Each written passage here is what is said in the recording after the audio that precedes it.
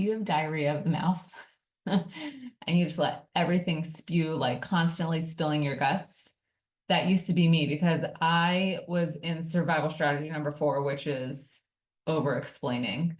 I had been accused of things from my ex-boyfriend in high school, and I was always justifying and explaining so that way he didn't think that I was doing anything wrong, because I wasn't. It was actually him who was doing something wrong. So his accusations against me were to deflect from himself. But anyways, and so also growing up too, though, I felt like I was always under the magnifying glass of scrutiny from my dad, wanting to know who I was hanging out with, really not much different than my high school boyfriend on some level, whose parents were going to take us, what was I wearing, when would we be back, all kinds of things. And even when I was younger, I felt like I had to justify and over explain myself because I was often accused of being a smart mouth.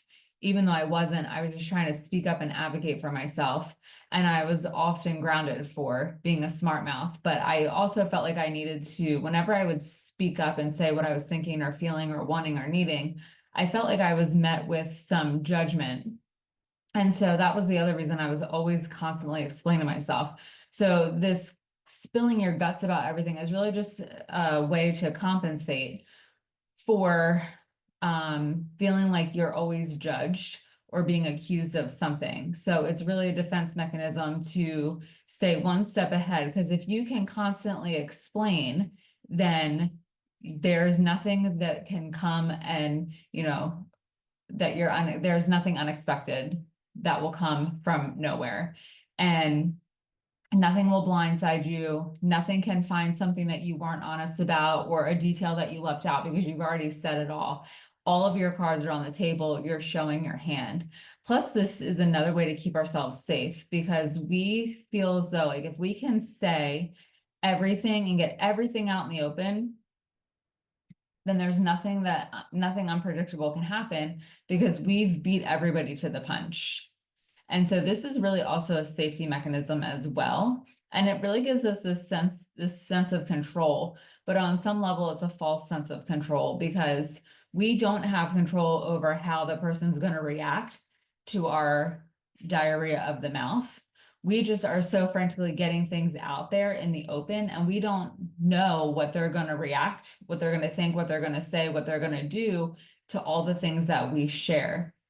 And so while it creates that sense of certainty, that feeling of control, it's really a false sense of control and certainty.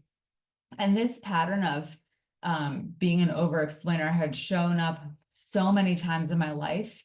It showed up in college with with projects.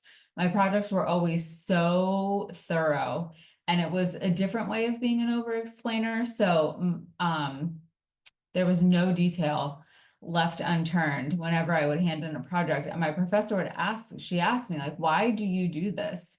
You don't need to do this. This is a little bit above and beyond what the expectation is. And it's because I was bracing myself for having not done the project thoroughly. I was bracing myself for criticism or feedback or a bad grade that I didn't want. So I figured if I could cover all my bases, then nothing bad would happen. And so the other area that it really showed up in my life was in my relationship with my husband. He would come home from work exhausted because he has a very stressful job.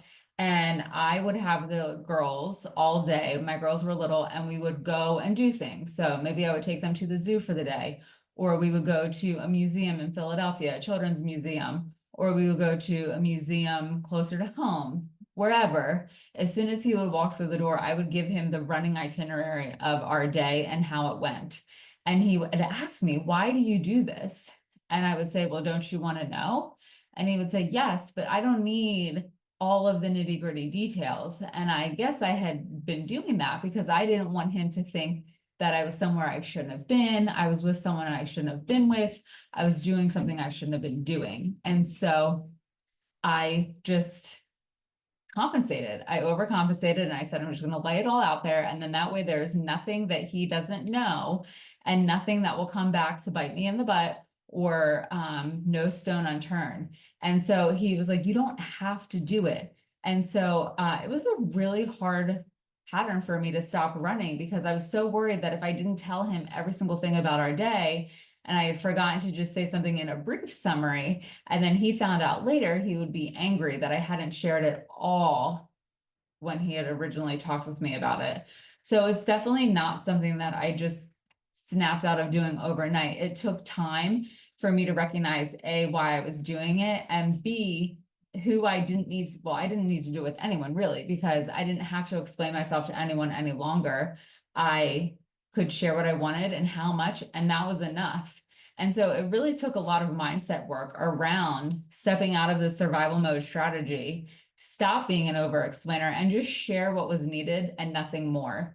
And it felt really awkward and uncomfortable at first, but the more I did it, the easier it felt and the more natural it became. So if you're running this pattern of being an over explainer, it's giving you a false sense of control. It's giving you a false sense of security, and it's really exhausting. It's creating this feeling of hypervigilance, and that is definitely a trauma response that you don't want to keep carrying around with you because it's giving you those stress hormones that you don't need, and it's taxing your nervous system. So let go of being an over explainer, share what you feel you need to share and nothing more, and see how it goes.